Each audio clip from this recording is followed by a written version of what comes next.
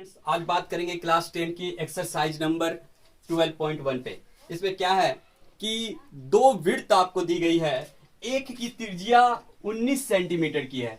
मान लीजिए एक ये विड्थ है जिसकी त्रिज्या जो है, सपोज कीजिए R1 19 सेंटीमीटर की ये है। 19 सेंटीमीटर त्रिज्या की एक विड्थ है और एक दूसरी विड्थ भी आपको दे दी गई है, वो है 9 सेंटीमीटर विड्थ वाली, त्रिज्या वाली।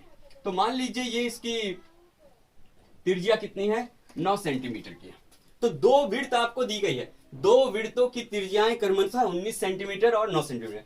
अब क्या कह रहा है इसमें कि उस वृत्त की त्रिज्या ज्ञात कीजिए। मतलब एक नए वृत्त है और इसकी त्रिज्या ज्ञात करनी है। इसकी त्रिज्या नहीं पता, मान लीजिए ये R3 त्रिज्या हो गई इसकी। तो कह रहा है कि इस वृत्त की त्रिज्या ज्ञात कीजिए यदि ये इन दोनों की परिधियों का योग इसके परिधि के बराबर है। मीन्स परिधि मीन्स यहां से यहां तक की दूरी और यहां से यहां तक की दूरी, इसकी परिधि यहां से यहां तक की दूरी, इसकी परिधि यहां से यहां तक की दूरी, दोनों की परिधि का योग इसके परिधि के योग के बराबर होगा। तो चलिए, कुछ करना नहीं है हम लोगों को सबसे पहले क्या करना है, इसकी परिधि ज्ञात करेंगे, इसकी परिधि ज्ञात करेंगे, दोनों को जोड़ देंगे और इसकी परिधि के बराबर कर देंगे, आ जाएगा। तो सबसे पहले चलते हैं पहले जो 19 सेंटीमीटर त्रिज्या वाली जो वृत्त है उसकी परिधि ज्ञात करने के लिए। तो यहाँ पे चलिए लिखते हैं हल।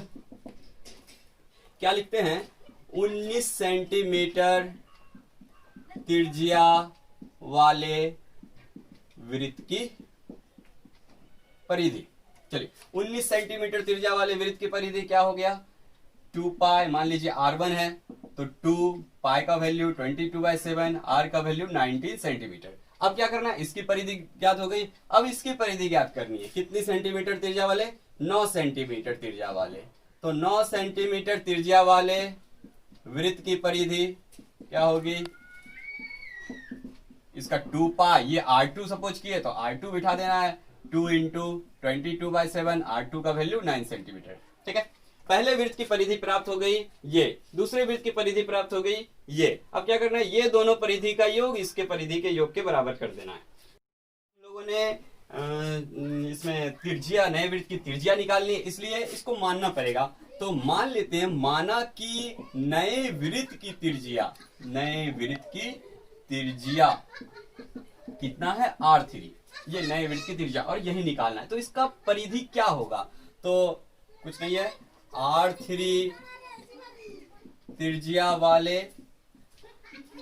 वृत्त की परिधि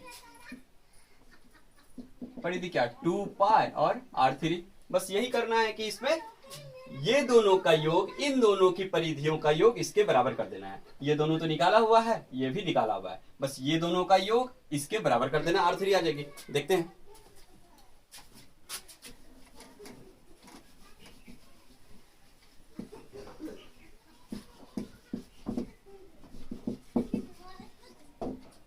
चलिए, नए वृत्त की परिधि क्या आई थी, देखिए 2 पाई R3 और ये दोनों की जो परिधि का योग होगा वो क्या होगा, 2 पाई और इसकी आई थी 19 सेंटीमीटर और इसमें ये जुड़ेगा, इसकी परिधि और इसकी परिधि दोनों जुड़ेगी।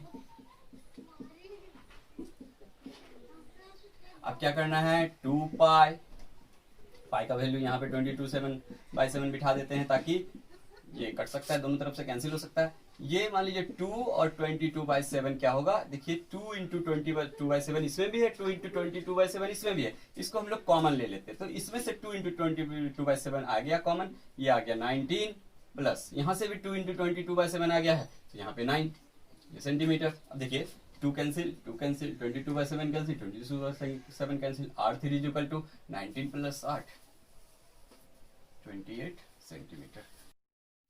तो इसमें नए वृत्त की त्रिज्या निकालनी थी, आपने कुछ नहीं करना है, इसकी परिधि ज्ञात करनी है, इसकी परिधि ज्ञात करनी है और इसकी परिधि ज्ञात करनी है। तो इसकी परिधि जो होगी इन दोनों परिधियों के योग के बराबर होगी, फिर आपका नए वृत्त की त्रिज्या आ जाएगी।